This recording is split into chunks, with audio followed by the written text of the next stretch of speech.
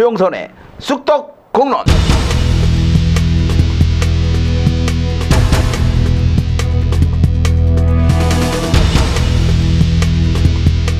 최용선의 쑥떡 공론 두 번째 시간입니다.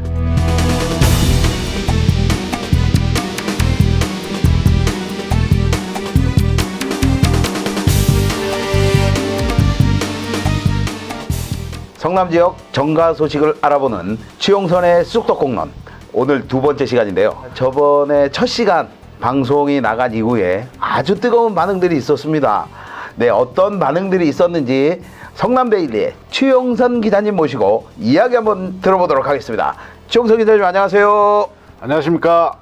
최용선 기자님, 저번 주에 첫 방송이 나갔는데 주변에 반응은 좀 있으셨나요?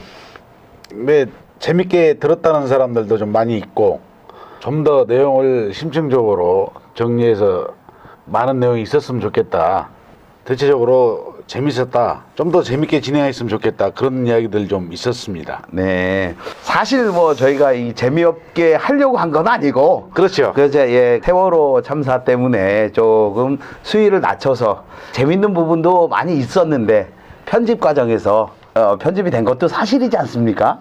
그렇죠. 그야말로 정치의 계절이기 때문에 재밌는 이야기, 막전 막후 이야기들 할 수 있었음에도 불구하고 말씀하신 대로 세월호 참사 관계로 자제하는 분위기였죠. 이번 시간에는 그래도 세월호 참사가 있긴 하지만 지방선거도 얼마 안 남았고 본연의 임무로 이제 돌아와야 되겠습니다. 어떻게 생각하세요? 네, 그렇게 해야죠. 너무 단답형으로 생각하시는 거 아니에요? 네, 알겠습니다.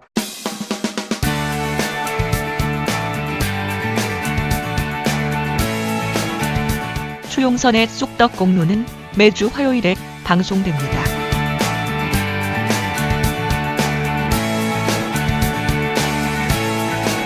성남 지역 정치 구단, 네, 이게 아마추어인지 프로인지 그거는 잘 모르겠지만 어쨌든 우리 정치 구단 우리 최용선 기자님, 첫 번째로 육사 지방선거 성남 지역에서는 가장 큰 이슈라고 할 수 있겠죠. 새누리당과 새정치민주연합 양 당의 후보가 결정이 됐습니다. 예, 우선 새누리당의 성남시장 후보나 새정치민주연합의 성남시장 후보가 결정됐는데요. 네. 새누리당 시장 후보 같은 경우 많은 사람들이 예상했던 대로 신영수 후보가 박종호, 정재영 후보를 두르고 최종 후보로 결정이 됐죠. 네. 지난 4월 30일에 결정돼서 발표가 됐습니다. 네네. 이 과정을 보면은 새누리당은 당초 6명의 후보를 대상으로 컷오프를 진행해서 네.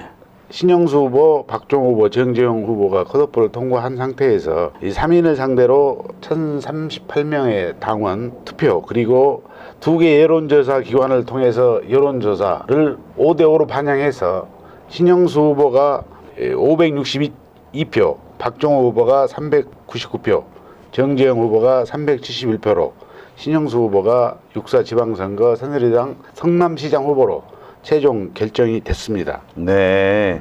생각보다는 박종호 후보나 정재영 후보가 나름 약진을 한 것 같은데. 예, 정재영 후보 같은 경우는 성남에서 자랐고 또 성남에서 도의원을 3선씩이나 했기 때문에 어느 정도 득표력이 나올 것이다라고 하는 부분은 익히 예상됐었던 부분이고, 박종호 후보 같은 경우가 성남에서 선거운동을 시작한 지 한 4개월밖에 안 됐는데 2등으로 낙천됐지만 기본적으로 선전을 했다. 중원이나 분당 지역의 당원 투표에서는 그 근소한 차이로 신영수 후보에게 지고 수정에서 압도적으로 져서 결국은 최종 후보에서 낙천됐다, 이런 분석이 나오고 있죠. 박종호 후보 나름대로 이제 선전을 펼쳤는데 아쉽게 됐습니다. 뭐 그래도 결정은 결정이니까. 자, 그 다음에 또 새정치민주연합, 여기도 이재명 현 성남시장이 후보로 결정이 됐지요. 새정치민주연합 같은 경우 현 이재명 시장 그리고 허재한 전 경기도의회 의장 2명이 공천 신청을 했는데요. 네네. 여론조사를 통해서 어느 정도 차이가 많이 난 걸로 알려져 있는 상태에서 현 이재명 성남시장이 새정치민주연합 육사 지방선거 성남시장 후보로 최종 결정이 됐죠. 네네. 이게 뭐 들리는 소식에 의하면 여론조사 결과 2배 이상 차이가 나면은 경선을 하지 않는 것으로 이렇게 잠정적으로 합의를 했던 것으로 알려지고는 있습니다. 근데 이 경선을 하지 않는 것으로 봐서 2배 이상 차이가 난 것이 아닌가 이렇게 보여지는데. 뭐 그런 부분도 있을 수 있겠고, 기본적으로 새정치민주연합 같은 경우 경기도 31개 시군 기초단체장들 새정치민주연합 소속 숫자가 많은데요. 네네. 몇몇 곳을 제외하면 현직 시장이 거의 단수로, 경선이 아닌 단수로 공천이 확정됐다. 그런 일환에서 현 이재명 성남시장도 시장 후보로 단수 공천이 확정되지 않았나 이렇게 생각이 듭니다. 네. 네, 그러면 어쨌든 이재명 성남시장 같은 경우에는 지금 현직이지 않습니까? 선거운동을 하려면 사표를 내고 이제 예비후보 등록이나 후보 등록을 해야 되는데요. 언제쯤 이 이재명 시장이 사표를 내고 뛰어들겠습니까? 지난 시간에 잠깐 말씀을 드렸었는데요. 네네. 10일 전후로 예비후보를 등록하지 않겠느냐 이런 관측이 나돌았었는데, 네네. 현 시점에서는 12일 정도, 다음 주 월요일 정도에 예비후보를 등록하고 시장직에 재도전하는 어떤 입장을 발표하지 않겠느냐 이런 예상이 되고 있는 상황이고요. 15, 16일이 공식 후보 등록일이고, 또 그리고 일주일 정도 있다 22일부터 공식 선거운동이 시작되기 때문에 네.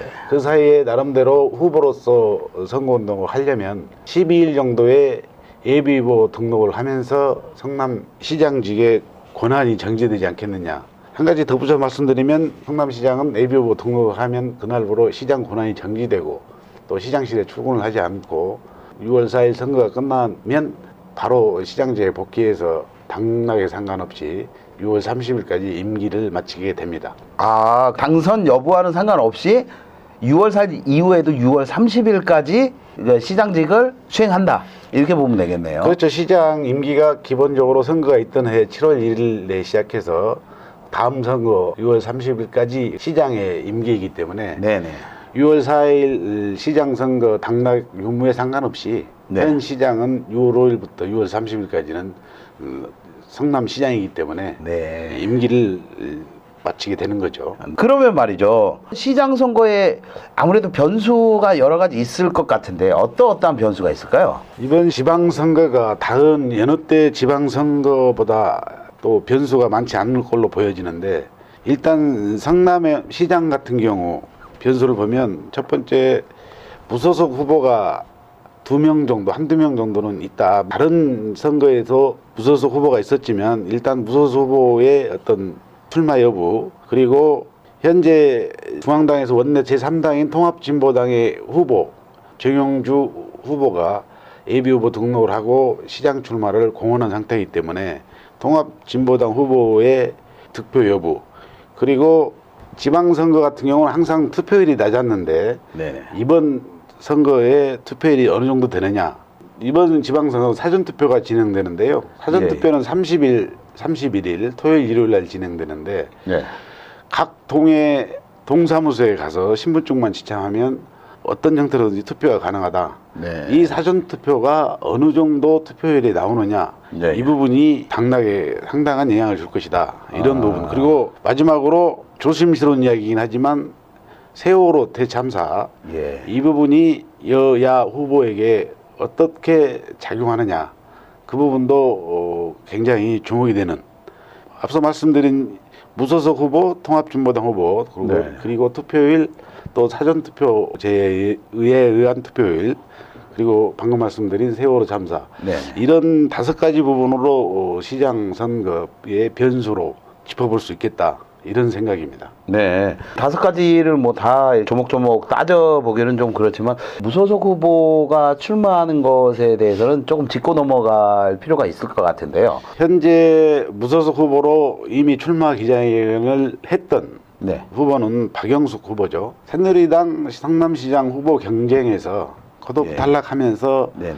공천 심사 과정이 문제가 있었다, 이런 예. 지적을 하면서 무소속 성남시장에 출마하겠다 이렇게 공언을 한 상태로 활동을 하고 있는 중이고요. 예. 또 하나는 새정치민주연합 성남시장 후보로 경쟁하다 탈락한 허재한 전 경기도의회 의장이 과연 무소속이나 아니면 언론에서 거론되고 있는 새정치당 후보로 성남시장 후보에 나올 수 있겠느냐 이런 부분인데 그 부분은 아직은 조금 미지수이기 때문에 두고 봐야 될 것 같습니다. 다음 정도 시간이 될 것 같은데 인터뷰 접촉이 되는 대로 신영수 새누리당 시장 후보나 아니면 이재명 새정치민주연합 시장 후보를 직접 전화 연결하는 그런 시간을 가져보는 것도 괜찮을 것 같아요. 아, 네, 좋습니다. 아, 역시 우리 또 추 선배님. 네, 다음 시간에 우리 그 신영수 후보님이나 이재명 후보님 두 분 중에 한 분, 아니면 뭐 두 분 다 연결을 한번 해보는 것도 나쁘진 않을 것 같습니다. 뭐 전화 연결 한번 저희가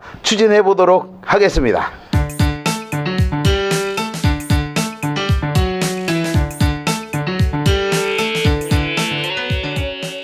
추용선의 쑥떡 공론을 손쉽게 듣는 방법. 1. 성남 데일리에 접속해 플레이 버튼을 누른다.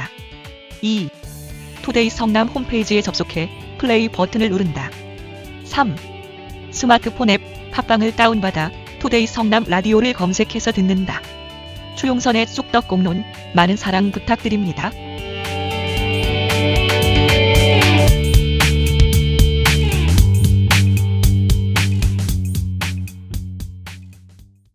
이번 6.4 지방선거에 성남시장만 선출하는 게 아니지 않습니까? 시의원과 도의원도 선출하게 되는데 이 시의원과 도의원, 어떻게 보면 성남시의 살림을 책임질 수 있는 시의원, 경기도의 살림을 책임지는 도의원, 이런 분들의 중요성도 상당히 높은데 새누리당이나 새정치민주연합의 공천 결과는 어떻게 나오고 있습니까? 예, 먼저 그 도의원 상황을 좀 살펴보면 8명인데요. 예. 일정 중원 분당 지역에서 1선거구부터 8선거구까지 선거구마다 한 명씩 8명인데 새누리당의 경우 8명 중에 7명의 후보자가 공천이 확정됐는데요. 예. 7명 공천 확정된 분 중에 현역 의원은 단 한 명도 없고 아, 예. 뭐 7명 모두 다 새로운 인물로 바뀌었다 이런 점이 주목이 되고요. 그 민주당 같은 경우 말씀드린 대로 8개 선거구 중에서 2개 선거구에서는 현 의원인 이호경 조광주 의원이 단수로 공천이 됐고 네. 또 현역 의원인 윤은숙 의원은 정채진 후보하고 경선을 해서 후보자가 결정되는 그런 상황으로 진행되고 있는 상황입니다. 아, 네. 8명 중에 7명이 지금 단수로 공천이 됐는데 아직 공천이 확정되지 않는 한 지역은 어디입니까? 분당의 을선거구인데요. 네. 7선거구. 예. 거기 선거구가 아직 후보 2명이 경합 중인데 아직 후보 결정이 안 된 상태고 네네. 새정치민주연합 같은 경우 단수 후보로 6군데가 후보자가 결정이 됐고 네네.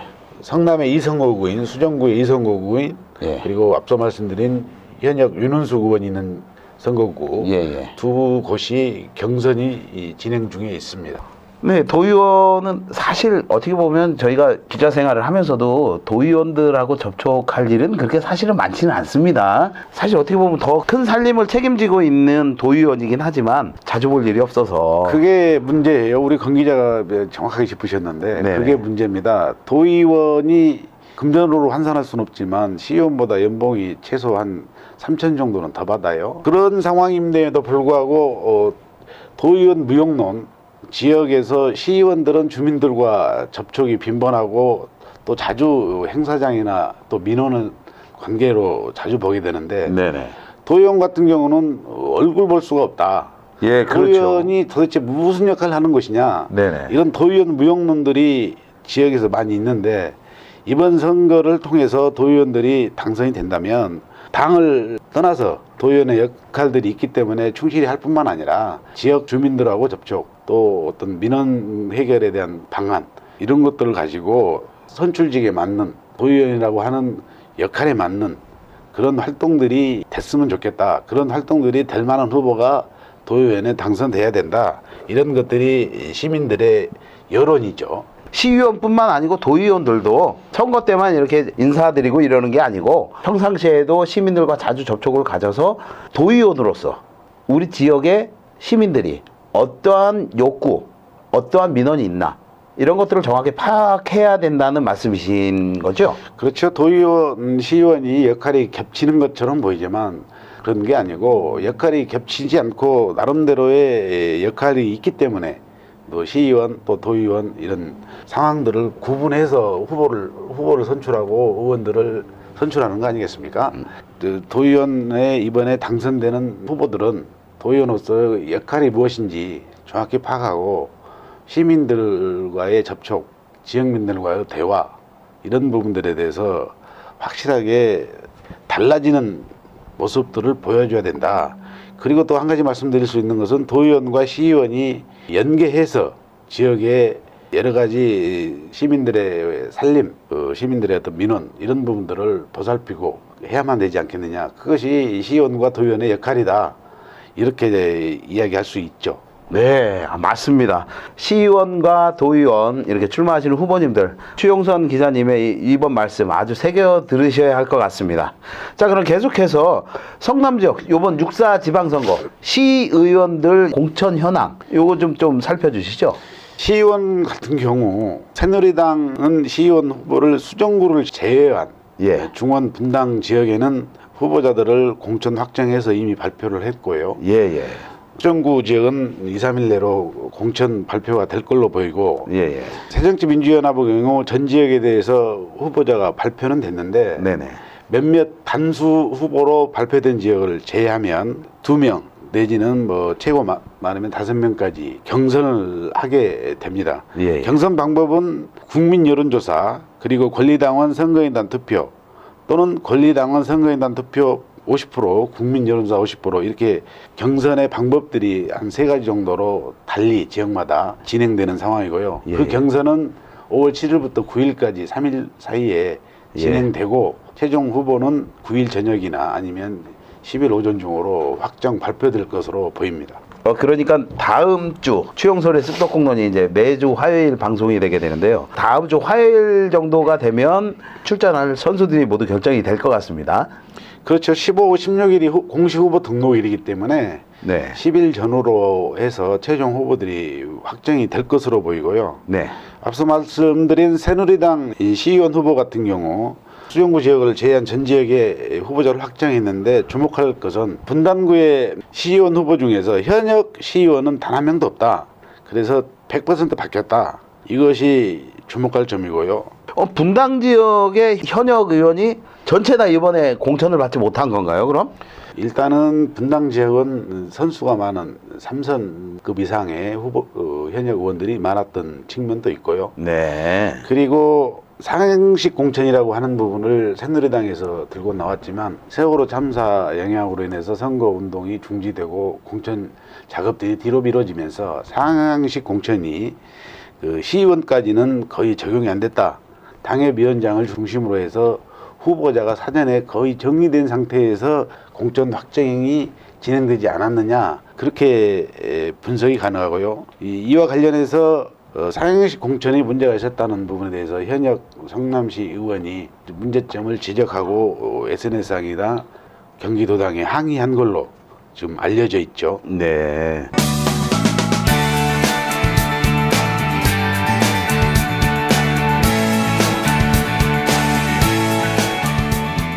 여러분은 지금 추용선의 쑥떡공론을 듣고 계십니다.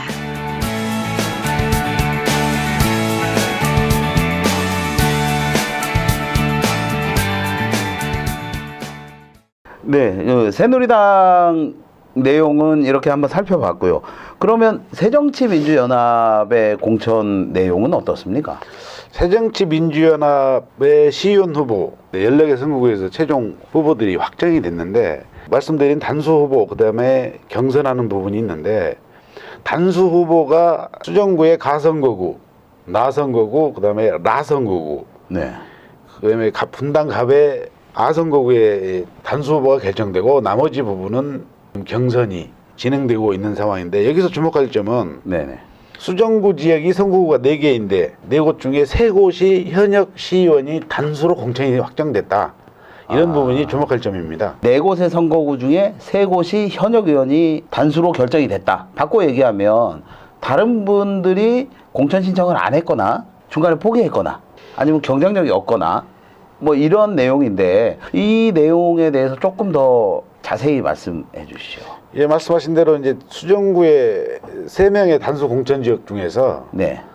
예, 나 선거구하고 라 선거구가 네. 공천 신청 자체를 한 명씩 단수로 했습니다. 아, 물론 그런가요? 현역 시의원만 예. 했죠. 네네. 어찌됐든 간에 현재 수정구 우리가 지역위원장이 김태년 국회의원인데 네네. 아시다시피 김태년 국회의원이 경기도당 위원장이에요. 그 지역에서 단수 후보가 3명이 나왔다. 이 부분은 눈여겨볼 만한 상황이다. 그렇게 보여져요. 덧붙여서 한 가지 말씀드릴 부분은 현재 새누리당은 비례대표 후보를 공천 신청을 받아서 심사가 진행 중인데요. 네. 이 새정치민주연합은 비례대표 후보를 이미 발표를 했습니다. 그런가요? 성남시 예. 비례대표 후보는 정수가 4명인데 예. 6월 4일 지방선거 하면서 정당 투표를 우리가 진행하지 않습니까? 예, 그렇죠. 정당 투표의 득표율에 따라서 그 당선자를 결정하게 돼 있는데 예. 예전의 경우 새누리당이 2명, 네. 그다음에 새정치민주연합이 2명 예. 이렇게 비례대표가 당선이 됐었죠. 새정치민주연합 같은 경우 비례대표 후보가 박윤희, 최승희, 조은경 3명의 여성 후보가 확정 발표됐고요. 이 3분을 상대로 예. 투표가 진행돼서 기호 1, 2, 3번이 전원내지는 걸로 예. 됐고 기본적으로 비례대표 같은 경우 1번이 여성, 2번이 남성인데 이번에는 새정치민주연합은 중앙당 그 결정에 따라서 모든 후보가 여성 후보로 결정된다.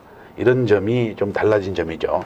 네, 이거 뭐 비례대표까지 살펴봤는데요. 아무래도 새정치민주연합 쪽에서는 경선 지역이 아무래도 많은데 경선을 진행하다 보면 비용이 발생하지 않습니까? 이런 비용들이 아주 많이 들어가지 않을까 하는데 거기에 대해서 좀 짚어주세요. 예, 말씀하신 대로 새누리당의 경우 네. 복수 후보로 신청을 하면서 1-가번이나 1-4번 그 공심위에서 간화를 결정해서 후보자를 결정했는데 새정치민주연합 같은 경우 국민여론조사, 권리당원 선거인단 투표, 그 권리당원 선거인단 투표, 국민여론조사 3가지 방법으로 경선을 진행하면서 많은 비용들이 발생하고 있습니다.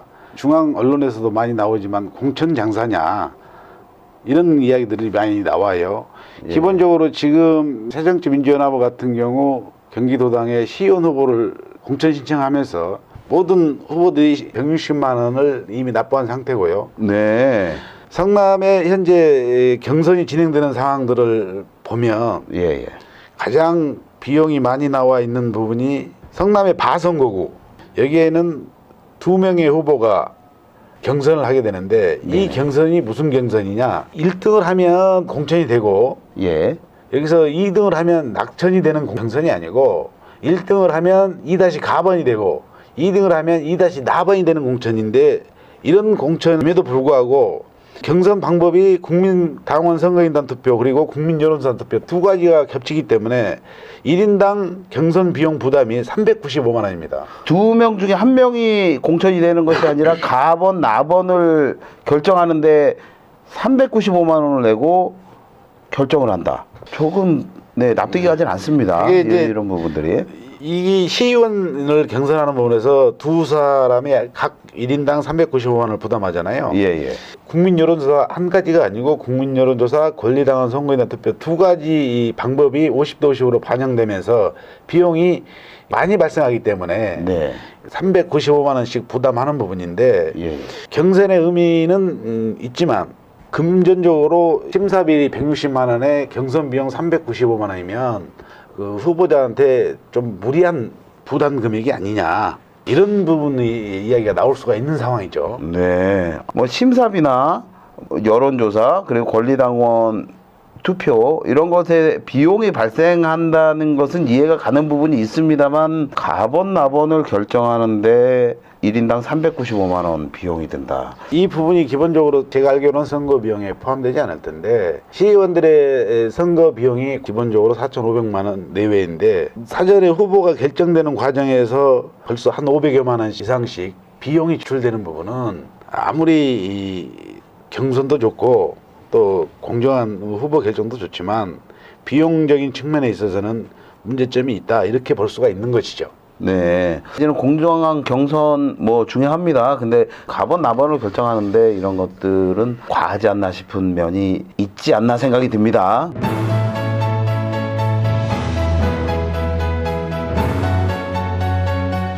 네, 오늘 이렇게 6.4 지방선거 새누리당과 새정치민주연합의 후보들 살펴봤습니다. 매주 화요일 날 보내드리는 추용선의 쑥떡공론 이제 마칠 시간인데요. 우리 추용선 기자님 마무리 멘트 한번 해주시죠.